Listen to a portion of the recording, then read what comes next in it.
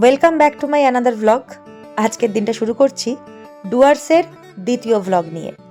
যতক্ষণে ডুয়ার্স পৌঁছেছিলাম সেই ভ্লগটা তো গতকাল তোমরা দেখেই নিয়েছো। আর এটা হলো আমাদের ডুয়ার্সের হোটেল, যেখানে আমাদের প্রত্যেকের থাকার ব্যবস্থা করা হয়েছে। সবাই মিলে লাগেজ নিয়ে এখন রুমে ঢুকবো। চলো তোমাদেরকে রুম ট্যুরটাও একটু দিয়ে দিই। আমরা এই মুহূর্তে এসে পৌঁছেছি আলিপুরদুয়ার প্যারেড গ্রাউন্ড উৎসবের ডুয়ার্স উৎসব উপলক্ষে। এটা হচ্ছে প্যারাডাইস লজ। আমাদের যে রুমগুলো দেখানো দেওয়া হয়েছে আমরা দেখিয়ে দিই কাজ। এই একটা ছোট্ট রুমে দুজনের জন্য, ছোট ছোট মানুষের জন্য। কাকাকে এই ঘরে শিফট করে দেবো, আমরা ঘর চলে যাবো। এই রুমটা ওখানে রাধাকৃষ্ণের প্রেমের একটা ছবি দেওয়া আছে, তাই জন্য নিয়েছি। এই হচ্ছে লাগেজ। আচ্ছা নেক্সট এই রুমটা ভীষণই সুন্দর রুম। এখানে দুটো বেড রয়েছে, দেখুন গাইস। হ্যাঁ যাচ্ছি দাঁড়া, আসুন এদিকে আসুন। এখানে মিয়ার ঘর। সালাম আলাইকুম মিয়া।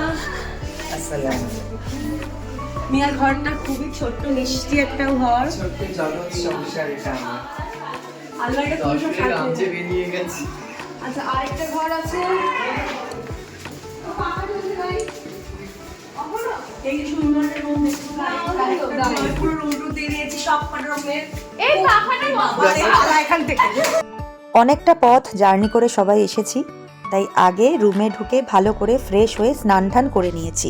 এবার একটু বেরোবো। সকালে মুখে মেকআপ করছে ও ম্যাক।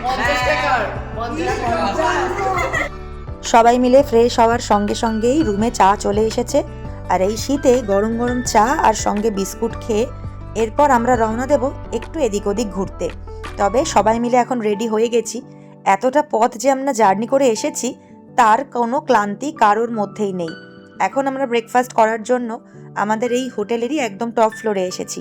আর এখানে বাচ্চাদের জন্য ভীষণ সুন্দর একটা গেম জোন করা ছিল। এখানে এসে তো ছেলে পুরো পাগলই হয়ে গেছে। আর ব্রেকফাস্টে ছিল ডবল ডিমের অমলেট, ব্রেড টোস্ট, একটা করে ডিম সেদ্ধ, হেলদি খাবার যাকে বলে। আর সবাই মিলে একসঙ্গে খেতে বসার মজাই কিন্তু আলাদা। এটা শুরু হয়েছিল আমাদের দিন। আর সারাদিন কি কি করলাম তোমাদের সাথে তো সবটুকুই শেয়ার করব। আপাতত এখন খাওয়া দাওয়া চলছে, কারণ সবার পেটেই ইঁদুরে ডন মারছিল। আর সবাই মিলে খাওয়া দাওয়া করে আমরা একটা অটো বুক করেছিলাম। আমাদের হোটেল থেকে কিছু দূরেই বক্সা জঙ্গল রয়েছে, সেখানে চা বাগানও রয়েছে। তাই আমি ডুয়ার্স যদিও বা আগে ঘুরে গেছি, ছেলেমেয়েরা তো ঘুরেনি, তাই ওদেরকে ভাবলাম একটু ঘুরিয়ে নিয়ে যাই, আবার কবে আসবো। আর এদিকে গাড়িতে উঠেই সেই কি আনন্দ, এরকমভাবে মাথা বার করে ছবি তোলা, ভিডিও করা। যদিও বা এটা কিন্তু সতর্কভাবেই করা, আশেপাশে কোনো গাড়ি ছিল না। এক একটা রাস্তা পার হচ্ছি আর এক একটা সুন্দর দৃশ্য চোখের সামনে ভাসছে। এটা হচ্ছে ডিমা নদী। শীতকালে শুকিয়েই যায়, তবে বর্ষাকালে ভরা জল। আমরা পৌঁছে গেছি কাছেরই একটা চা বাগানে। চারিদিকটা সবুজ সুন্দর, সবাই মিলে মন যেন একেবারে ফুরফুরে হয়ে গেছে। বিকেলে আমাদের বিশাল যজ্ঞ, আর সেই যজ্ঞকাণ্ডের আগে একটু প্রাণ খুলে নিঃশ্বাস নিয়ে যাওয়া, প্রকৃতির মাঝে নিজেদেরকে মেলে ধরা, এর এক অপরূপ শান্তি। সত্যি বলতে প্রত্যেক দিনের ব্যস্ততম দৈনন্দিন জীবনে আমরা যেভাবে হাঁপিয়ে উঠি, মাঝে মাঝে এই ধরনের ছুটি কাটানো ভীষণ প্রয়োজন। তবে এটা যদিও বা ছুটি কাটানো নয়, আমরা কাজের জন্যই গিয়েছিলাম। আর কাজের সঙ্গে যদি এরকম মনোরম দৃশ্য উপভোগ করতে পারি, আর কি চাই। এখানে গাইস ইমা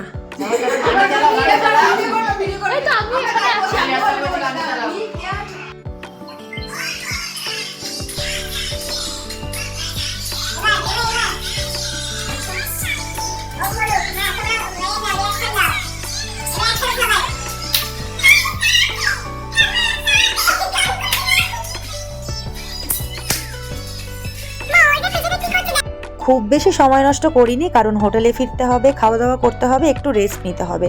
তবে এদের কাণ্ড কারখানা দেখে মনে হচ্ছে না এরা আদৌ রেস্ট নেবে বলে। আবার ফ্রেশ হয়ে চলে আসলাম আমাদের দুপুরের খাওয়ার জন্য। আর এই যে মেনুগুলো দেখছো, প্রত্যেকে কিন্তু আমাদেরকে জিজ্ঞেস করেই ওরা রান্নাগুলো করেছিল যে আমরা কি খাবো। যেহেতু সঙ্গে ছানা ছিল, তাই জন্য তার ফেভারিট গরম গরম ভাত, আলু সেদ্ধ, মাছ ভাজা, সবজি দিয়ে একটা সুন্দর ডাল আর ঘি। কি যে তৃপ্তির খাবার, সত্যি কথা বলতে স্পেশালি এটা ওর জন্য ওরা বানিয়ে দিয়েছিল। এত যত্ন, এত আতিথেয়তা, এত আপ্যায়ন, আমরা মুগ্ধ হয়ে গেছিলাম। আর সবার প্রথমেই চলে এসেছে 1 প্লেট লোভনীয় স্যালাড, যেটা কিনা আমার ভীষণ প্রিয়। আর তার সঙ্গে ছিল এরকম মিক্সড ভেজ, ফুলকপি আলু দিয়ে মাছের ঝোল, সবজি দিয়ে মুগের ডাল, পাঁপড় ভাজা, আরও কত কি। প্রত্যেকটা রান্নাই যে এত অপূর্ব, পুরো ঘরের রান্নার মতো খেতে লাগছিল। খেয়ে আলাদাই শান্তি। বাড়ি থেকে দূরে গিয়েও যদি বাড়ির মতন খাবার পাওয়া যায় তাহলে আর কি, পেট শান্তি তো মনের শান্তি। এরপরে বিকেলে অনুষ্ঠান, তাই সবাই মিলে খাওয়া দাওয়া করে একটু তো রেস্ট নিতেই হবে। সারা রাত আমরা ট্রেনে মোটামুটি জেগেই এসেছিলাম, ওভাবে তো ট্রেনে আর ঘুম হয় না, তার মধ্যে ঠান্ডাতেও খুব কষ্ট হয়েছে।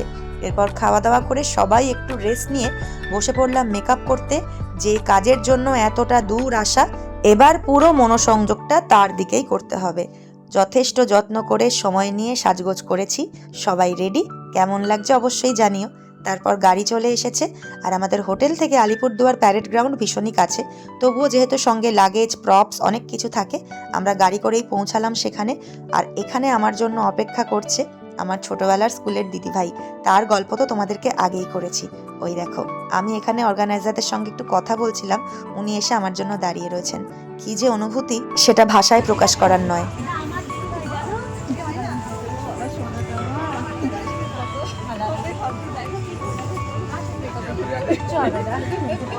এটা আমার স্কুলের দিদি ভাই, জানো আমি যখন ছোটবেলায় স্কুলে পড়তাম, জানো কি সেটা? হ্যাঁ, এটা আমার দিদি ভাই। কত দেখতে বাবা, এসব আবার কি এসব কেন এসেছে তুমি? কবে দেখা হবে না হবে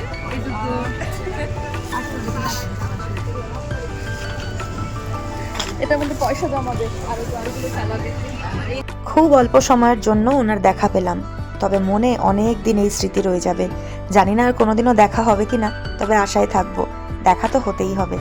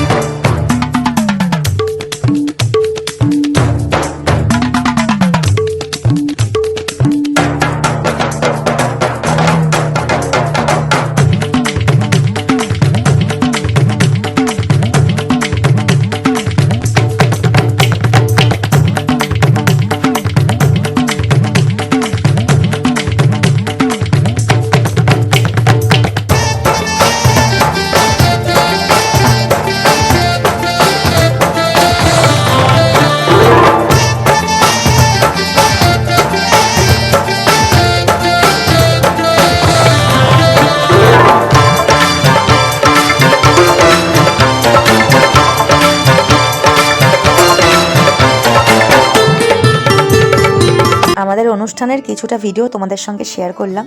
আর অনুষ্ঠান শেষে এই যে সম্মান, স্টেজে উঠে এক একজনেরকে সম্বর্ধনা দেওয়া, এটা কিন্তু বিশাল প্রাপ্তি, যার জন্য এত দূর চলে আসা। টাকা পয়সা অবশ্যই সেসব ব্যাপার তো রয়েইছে, আমাদের উপার্জনের পথ বটে, কিন্তু সম্মানটাই আসল, যেটার জন্যই আমরা বেঁচে থাকি। অনুষ্ঠান তো শেষ হয়ে গেছে, আমাদের অনুষ্ঠানের পর মঞ্চে কে দেখো।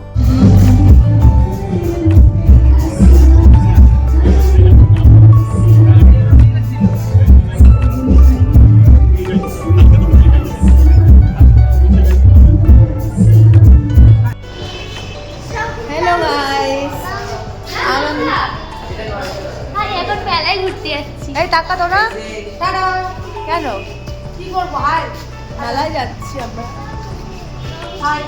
অন্বেষা দত্তগুপ্ত, যাকে তোমরা সবাই চেনো, একজন ভীষণ গুণী সঙ্গীত শিল্পী। আমাদের পর ও মঞ্চে উঠেছিল, তবে আমরা তড়িঘড়ি করে হোটেলে ফিরে মেকআপ তুলে চলে এসেছিলাম মেলা ঘুরতে। বিশ্বের সবথেকে বড় মেলা, ডুয়ার্স মেলা। আর এত দূর যখন এসেছি, শুধুমাত্র অনুষ্ঠান করব কিন্তু মেলা ঘুরবো না, তা কি হয়? একটু খিদে পেয়েছিল, তাই পেট পুজো করে নিলাম। কিন্তু মেলাটা যে কত বড়, একটা ভিডিওতে তোমাদের দেখানো আমার পক্ষে সম্ভব নয়, কারণ গোটা মেলা হাঁটতে হাঁটতে পা ব্যথা হয়ে গেছে, তবু মেলা শেষ হয়নি। দেখো চারিদিকটা কত সুন্দর। এই বাঘ আয়, বাঘ আয়, বাঘ আয়, বাঘ আয়, এই ভদর বাঘ। আসলে চোখ ধাঁধিয়ে যাবার মতো, কোনটা ছেড়ে কোনটা দেখব। তারপরে ভাবলাম এখানে নাকি জলপরি মৎস্যকন্যা কিছু একটা থিম করা হয়েছে, যেটা আমাদের এখানে কলকাতাতেও করা হয়েছিল সম্ভবত। তাই ভাবলাম এতটা দূর এসেছি, ছেলেকে একটু দেখাই, কারণ ওর কাছে পুরোটাই নতুন, তাই ওকে সঙ্গে করে নিয়ে চলে এসেছিলাম। রাত প্রায় 11টা বাজে, তখনও কিন্তু মেলা একদম ফুল দমে চলছে, কত লোকের সমাগম। আর এই যে সেই জলপরি, আমি জানি না ঠান্ডার মধ্যে কিভাবে ওনারা এগুলো করছেন, হয়তো সেরকম ব্যবস্থা নেওয়াই ছিল। তারপর এখান থেকে বেরিয়ে গেলাম, এবার একটু রেস্ট নিতে হবে, শরীর আর দিচ্ছে না। বেরোনোর সময় আলিপুরদুয়ারের পথে পথে এরকম ব্যানার, সেখানে আমাদের ছবি আর আমাদের ভাবনা নৃত্য শিক্ষা কেন্দ্র অর্থাৎ ভাবনা ডান্স গ্রুপের নাম। এর থেকে বড় প্রাপ্তি আর কী বা হতে পারে? এটুকুর জন্যই তো এত পরিশ্রম। নিজের শহর থেকে এত দূরে আমাদের চারিদিকে নাম ছড়িয়ে পড়েছে, সেটার জন্য কিন্তু ভীষণ ভালো লাগা কাজ করছিল। তাড়াতাড়ি করে চলে আসলাম খাবার খেতে, অনেকটা রাত হয়েছে। আর রাতের মেনু ছিল ফ্রাইড রাইস আর চিলি চিকেন, সঙ্গে স্যালাড। এই মেনুটাও কিন্তু ওনারা আমাদেরকে জিজ্ঞেস করেই রান্না করেছিলেন। প্রত্যেকটা রান্না সকাল থেকে যা যা খেয়েছি প্রচণ্ড সুস্বাদু এবং লোভনীয়। আগামীকাল আমরা বাড়ি ফিরে যাব। আজকের ব্লগটা এখানেই শেষ করছি। অনেকটা ভালো লাগা, অনেকটা ভালোবাসা নিয়ে ফিরে যাব বাড়ির পথে। আজকের মতো এখানেই টাটা।